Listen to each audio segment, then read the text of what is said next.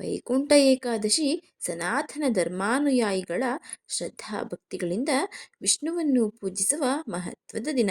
ಏಕಾದಶಿ ಅಂದರೆ 11 ಎಂಬ ಅರ್ಥವಿದೆ. ಒಂದು ತಿಂಗಳಲ್ಲಿ 2 ಏಕಾದಶಿಗಳು ಬರುತ್ತವೆ. ಈ ದಿನದಂದು ಉಪವಾಸವಿದ್ದು ವ್ರತಾಚರಣೆ ಮಾಡಿದರೆ ತುಂಬಾ ಒಳ್ಳೆಯ ಫಲ ಸಿಗುತ್ತದೆ ಎನ್ನುವ ನಂಬಿಕೆ. ಇನ್ನೂ ಕೆಲವರು ಏಕಾದಶಿಯ ದಿನದಂದು ಮೌನ ವ್ರತಾಚರಣೆಯನ್ನು ಸಹ ಮಾಡ್ತಾರೆ. ಏಕಾದಶಿಗಳಿಗಿಂತಲೂ ವೈಕುಂಠ ಏಕಾದಶಿ ತುಂಬಾನೇ ವಿಶೇಷವಾದದ್ದು.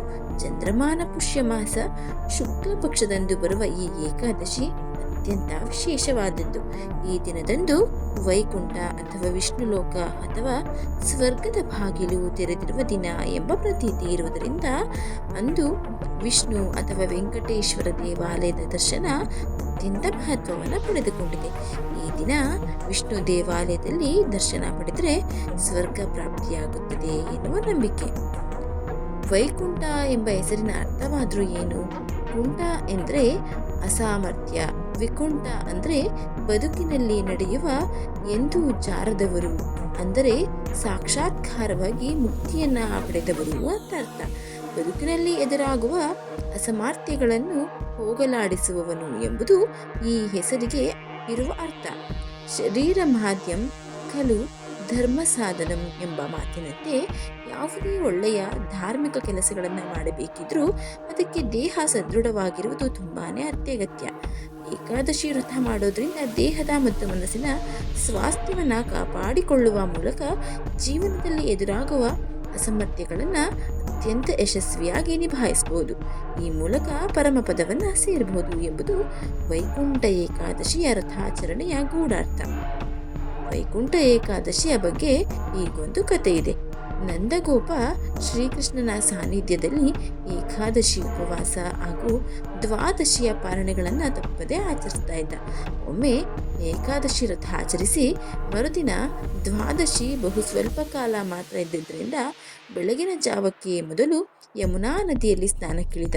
ಅದು ರಾಕ್ಷಸರ ಸಂಚಾರದ ಕಾಲವಾದ್ದರಿಂದ ವರುಣದೇವನ ಸೇವಕನಾದ ರಾಕ್ಷಸ ನಂದಗೋಪನನ್ನು ವರುಣನ ಬಳಿ ಕರೆದೊಯ್ತಾನೆ. ಇತ್ತ ನಂದನು ಎಷ್ಟು ಹೊತ್ತಾದರೂ ಸ್ನಾನಕ್ಕೆ ಹೋದವನು ಬಾರದಿರಲು ಗೋಪಾಲ ಕುಲದವರೆಲ್ಲ ಬಲರಾಮ ಕೃಷ್ಣರಿಗೆ ಈ ಸುದ್ದಿಯನ್ನು ಮುಟ್ಟಿಸ್ತಾರೆ. ಶ್ರೀಕೃಷ್ಣ ತಂದೆಯನ್ನ ಕರೆತರುವುದಾಗಿ ಹೇಳಿ ವರುಣ ಲೋಕಕ್ಕೆ ಬರ್ತಾನೆ.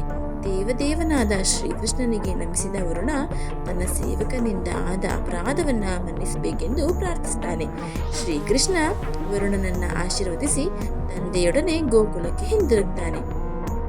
ಆಗ ನಂದಗೋಪನಿಗೆ ಪರಮಾನಂದವಾಗುತ್ತೆ. ವರುಣನ ಲೋಕದ ವೈಭವ ಹಾಗೂ ತನ್ನ ಮಗನಾದ ಶ್ರೀಕೃಷ್ಣನಿಗೆ ಸಿಕ್ಕ ಭವ್ಯ ಸ್ವಾಗತ ಮುಂತಾದವುಗಳನ್ನು ಎಳೆ ಎಳೆಯಾಗಿ ಬಣ್ಣಿಸಲಾಗಿ ಗೋಪಾಲರಿಗೆಲ್ಲ ಹೆಮ್ಮೆ ಎನಿಸುತ್ತೆ. ಆದರೆ ಶ್ರೀಕೃಷ್ಣ ಸಾಕ್ಷಾತ್ ವಿಷ್ಣುವೇ ಎನ್ನುವುದು ಎಲ್ಲರಿಗೂ ಅರಿಯಲಾರದ ವಿಷಯವೇನಲ್ಲ. ಇದನ್ನರಿತ ಕೃಷ್ಣ ಎಲ್ಲರಿಗೂ ಯಮುನಾ ನದಿಯಲ್ಲಿದ್ದ ಬ್ರಹ್ಮಕುಂಡವೆಂಬ ಮಡುವಿನಲ್ಲಿ ಮುಳುಗಿ ಬರುವಂತೆ ತಿಳಿಸ್ತಾನೆ.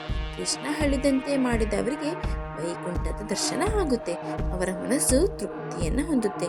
ಶ್ರೀಕೃಷ್ಣನು ಪರಮ ದೈವವೆಂಬ ನಂಬಿಕೆ ಸ್ಥಿರವಾಗುತ್ತೆ. ಎಲ್ಲರೂ ಧನ್ಯರಾಗ್ತಾರೆ. ಬಹುಶಃ ಈ ಕಾರಣಕ್ಕೆ ಏಕಾದಶಿಯನ್ನ ವೈಕುಂಠ ಏಕಾದಶಿ ಅಂತ ಕರೆದಿರಬಹುದು.